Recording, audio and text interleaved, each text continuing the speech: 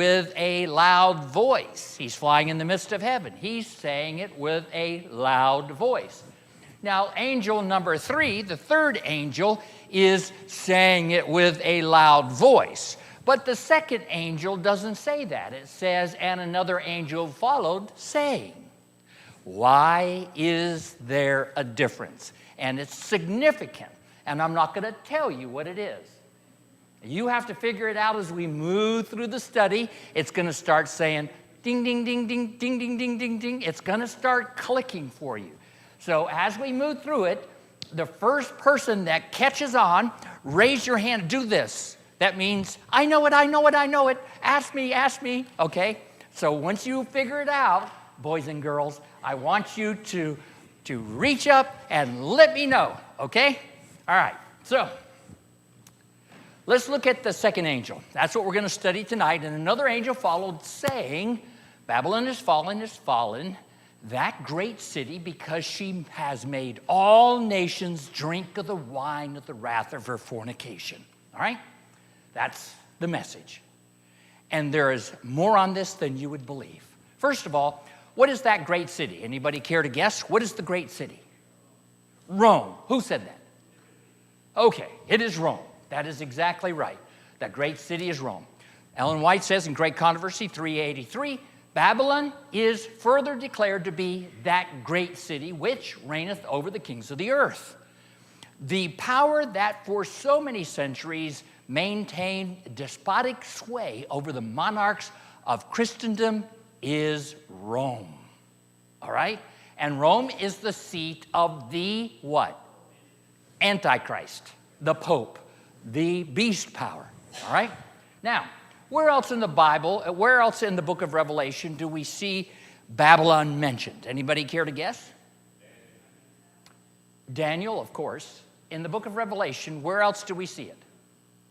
Revelation. What is it? Chapter 18, it's mentioned, yes.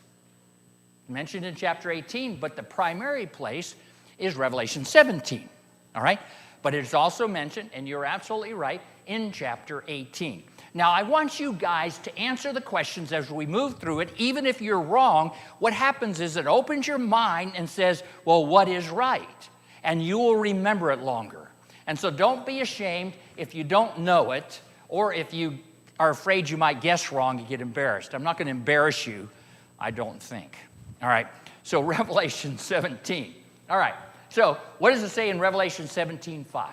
And on her forehead was a name written, Mystery, Babylon the Great, the mother of harlots and of the abominations of the earth. All right? Who is included in the term Babylon? Yes, Michael.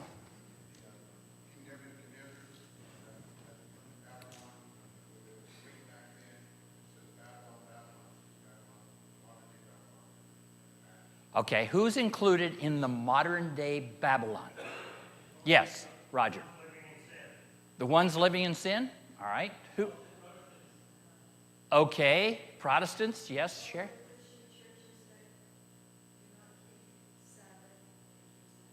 Okay. All right, so Sherry says all the churches, Christian churches that keep Sunday holy. You said all the Protestant churches. You said that anybody that sins. Or, we got all kinds of answers here. But here's the answer.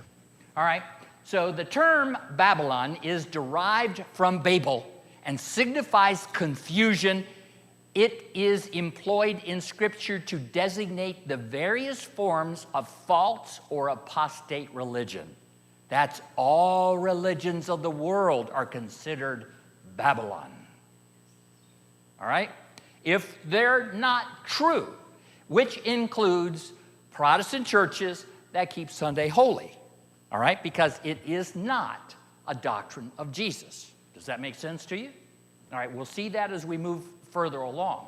All right, who has Satan appointed as the overseer of Babylon in the last days?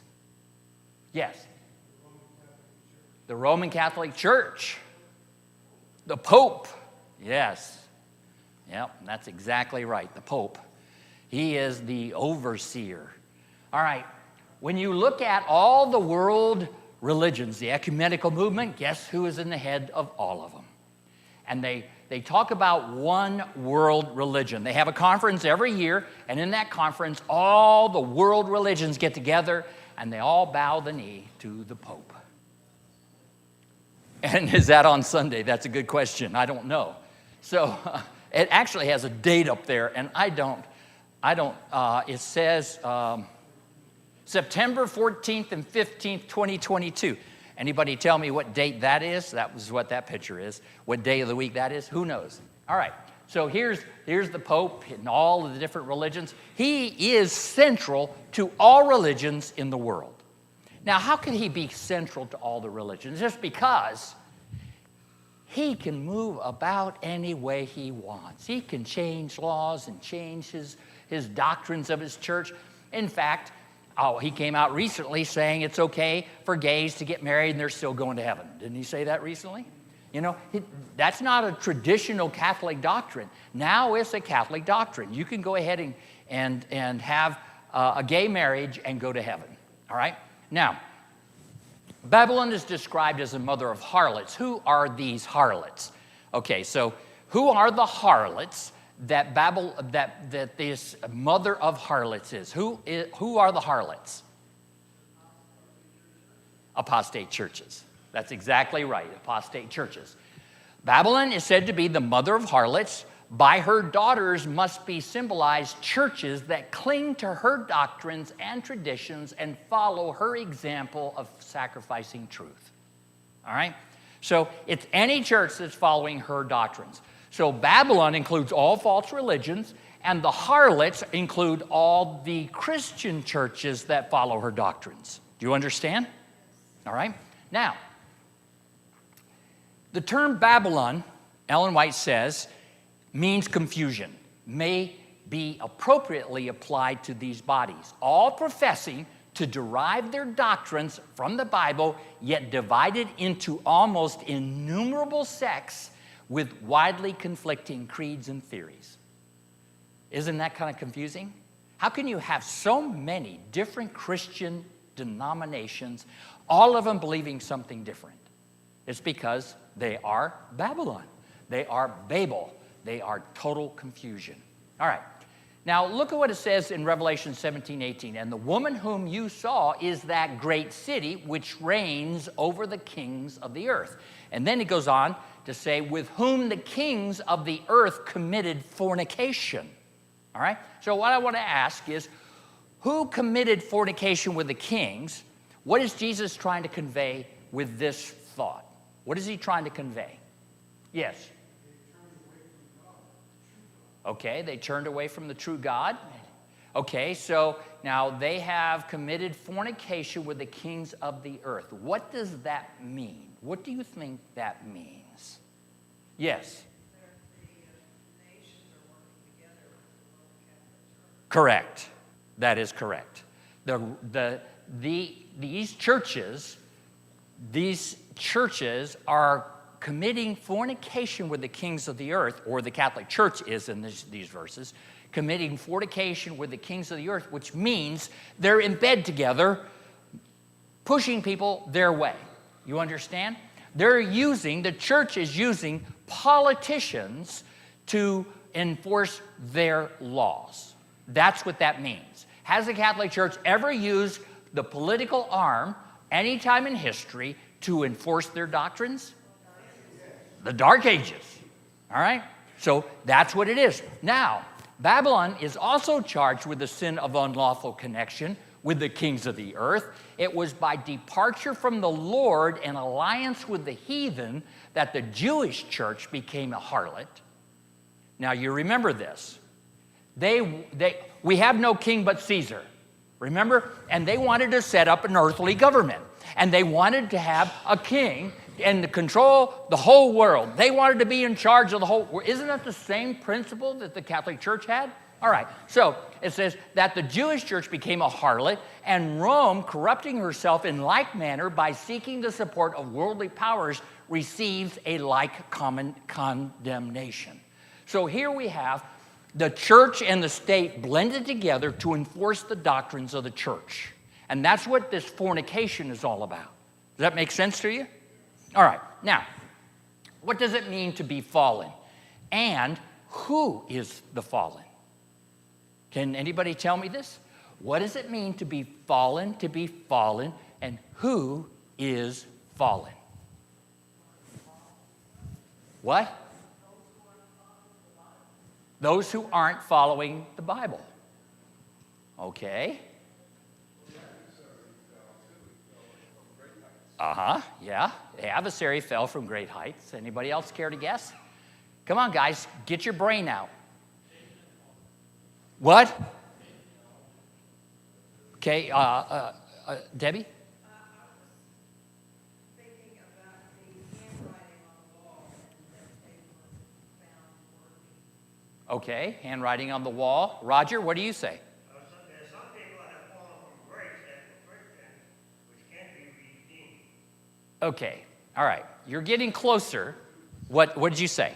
The second angel is Babylon is fallen. That's the second angel. That's what we're working on right now. The second angel. I know you came up. Second fall is permanent. Not yet. Not yet. So, this is a prophecy of future events. Keep this in mind, and I'll show you how this plays out. Who is the fallen? They're fallen. They're fallen. Who is the fallen? Now, let me ask you this. I'm going to give you a hint. The Catholic Church started out in around 300 AD, right? And Constantine put them in power, right? They have never been in a not fallen state. You understand? They've always been fallen. But God is saying in these last days, Babylon is fallen, who had to be good at one time and falling. Who? Protestant churches.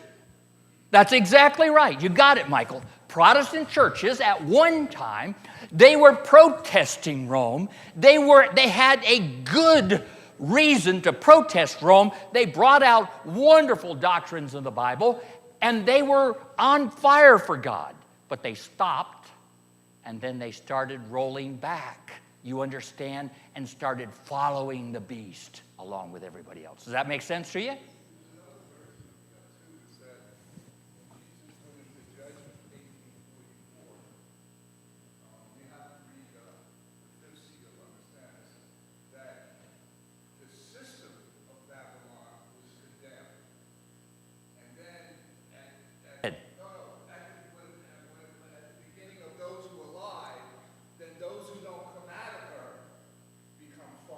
Okay.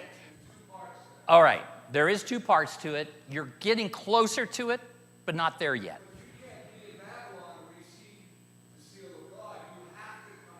Okay, you're getting way ahead. Stop. You and I had this conversation 2 weeks ago. All right. Just slow down. All right? Now, who is fallen? It is the Protestant churches. They were once the shining light of the gospel to the world, of revealing righteousness by faith, revealing infant baptism is wrong, revealing all kinds of things that the Catholic Church indulgences, and 95 theses that Luther put on the wall, and all of these false doctrines, these 95 false doctrines that Luther brought out, they were shining stars. But now they're going back. Okay, does this make sense to you? Now, here we go. The message of Revelation 14 announces the fall of Babylon must apply to religious bodies that were once pure and have become corrupt. All right, does that make sense to you? Because Rome has always been corrupt. All right, you got it? All right, now, let's look at the next quote. At the time of their rise, these Protestant churches took a noble stand for God and the truth, and his blessings was with them. Okay, so now, though, God is saying Babylon is fallen, is fallen. Now watch where we're going with this. Hang on. Many of the Protestant churches are following Rome's example of iniquitous connection with the kings of the earth. Okay? All right. How are they doing this? How are they doing this? What'd you say? 9/11? Church and state. That's exactly right, Alex. The combining of church and state. They're pushing that right now. All right. Can we see this happening today? Oh, absolutely. Christian nationalism. How many people here have heard of Christian nationalism? All right. Christian nationalism is a movement that actually came out of the 1800s when Ellen White was alive, and they called it the Christian Reformed Movement. Now they changed it to Christian nationalism. Christian nationalism. Now, I know you can't read this, but this is a book by Joel Jeffrey, and it says, A Biblical Guide for Taking Dominion and Discipling Nations. They want to take over this country. They want to rule this country in the name of Jesus. You understand? And it's getting bigger and bigger and bigger. In fact, there's books on both sides of this. Here's one, Preparing for War, because there's going to be a war between these far-right religious fanatics that are almost like these Muslims that are blowing themselves up, and the more moderate Christians. All right? So here we have a war that's going on, and it's happening here in the United States. Now, Pew Research Center in 2022, October 27th, did some research on them to find out how many people believed that this is a Christian nation, that it should have Christian principles and Christian laws, and to force people to worship on Sunday, and all of this, all right? So they did this research. Here's the final. Overall, 6 in 10 U.S. adults, including nearly 7 in 10 Christians, say they believe the founders originally intended for the U.S. to be a Christian nation.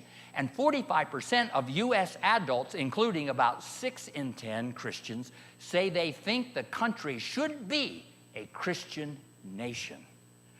What comes along with a Christian nation?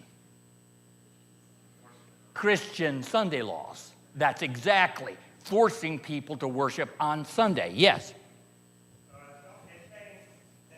They're asking me about the statement of the want to be Christian.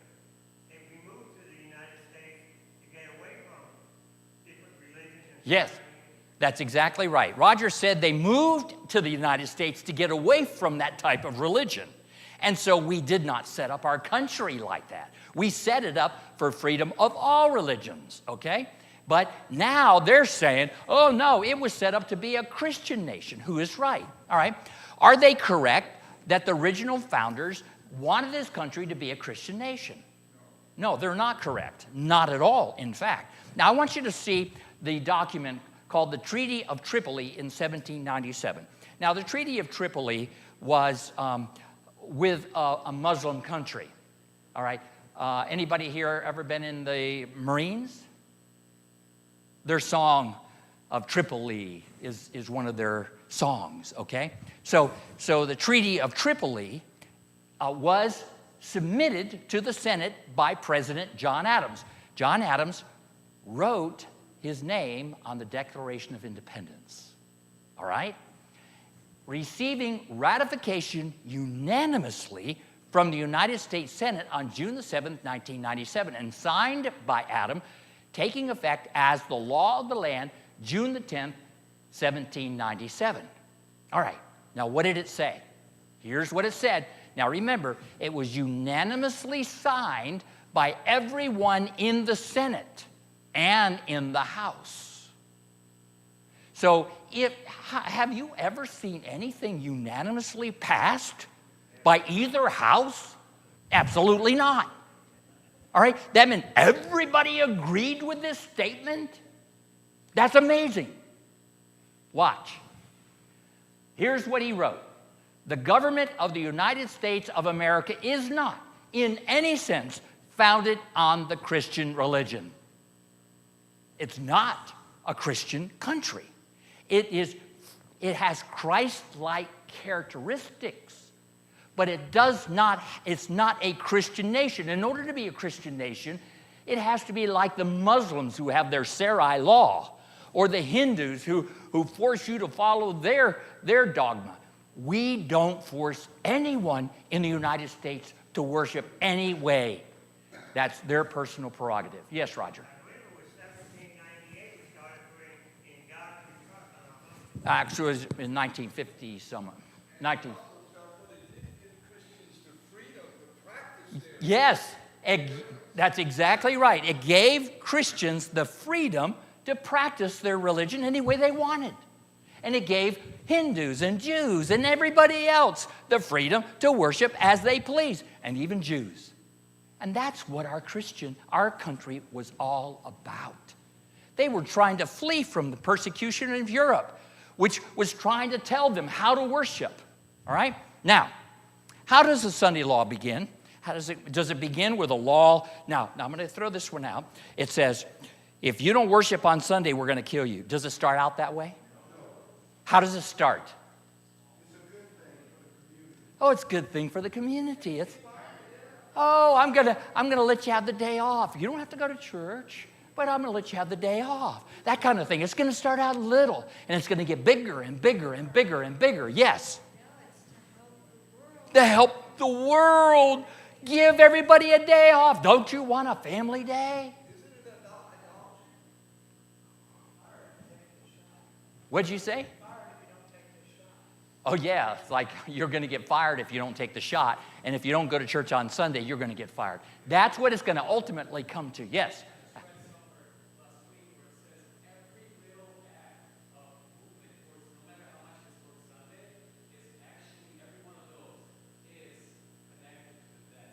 That's exactly right.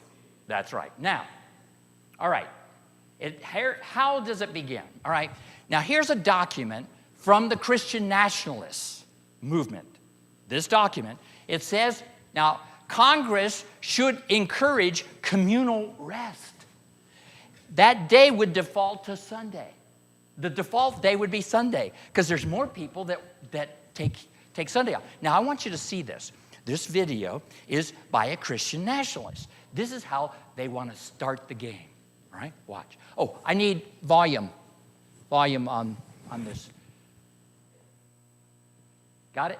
As I understand Christian nationalism, it is that the idea that your nation self-identifies, understands itself as Christian, and they would pursue their good as Christians, which would include policies that would kind of encourage people to attend church, encourage people to seek out essentially the means of grace. So this would include things like, I think, Sabbath laws, which would on Sundays would essentially, we can talk about this more, but it essentially kind of close down businesses and of an emergency and essential services. And that would be a way of not forcing people to attend church or do any sort of worship, but it would be kind of a reminder for the people that this is what this day is for, and you should do it.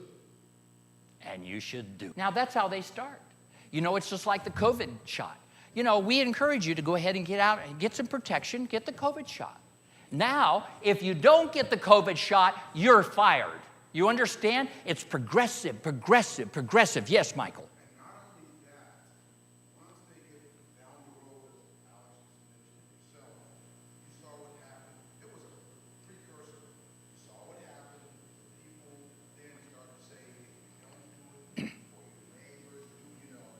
Exactly. Yes. Yes.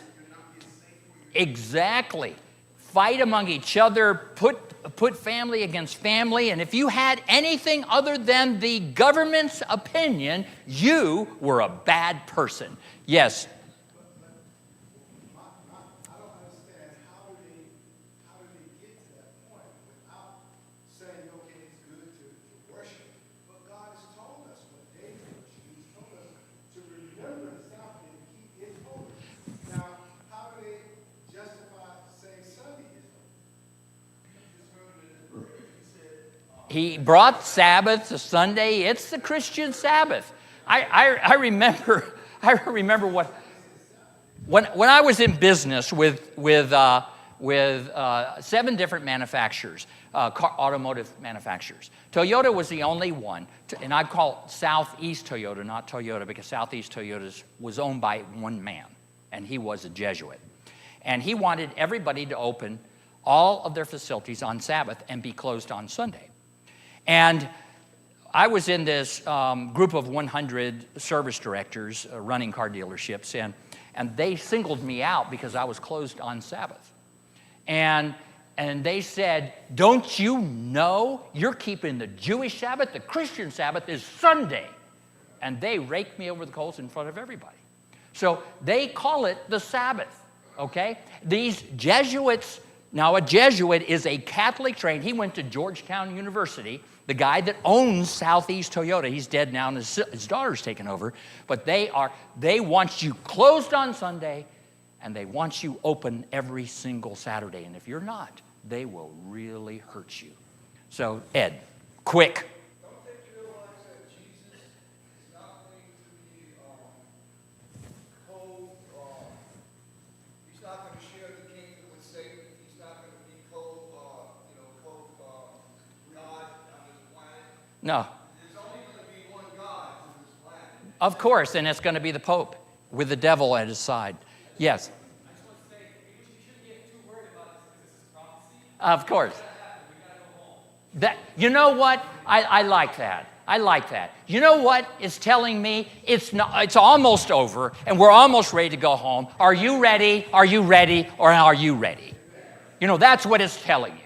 And it tells you, I need to get my house in order.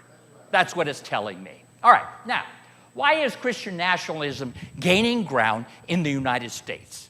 Why do you think it is? What? Media, yes. Oh, the morals of the country could be.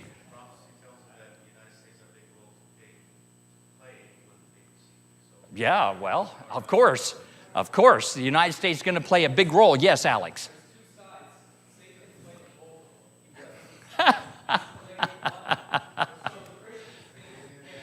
Okay. Alex, you're right on the money. The devil doesn't care which trap you fall in, either the extreme left or the extreme right. He just wants you in his trap. You understand? He wants you to fall for something and not follow the God's word.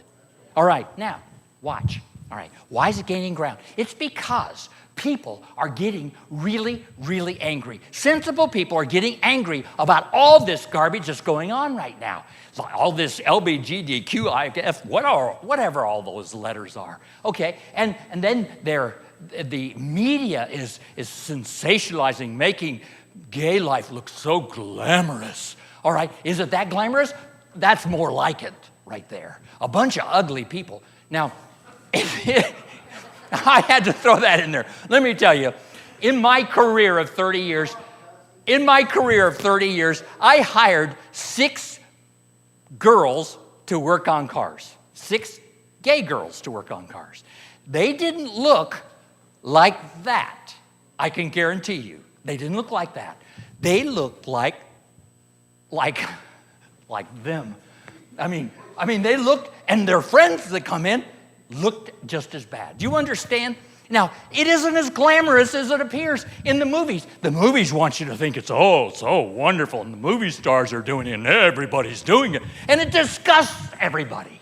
That's sensible. You understand? Now, then they talk about these kids that can get their gender changed. No wonder people are moving toward Christian nationalism. We got to fix this country. We got to fix this country. Do you think you're going to fix this country?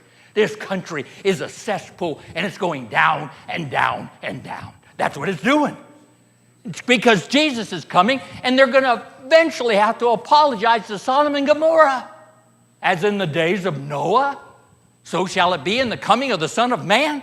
It's going to get so bad that God is going to destroy this earth, and it just should be encouraging to you, Barbara.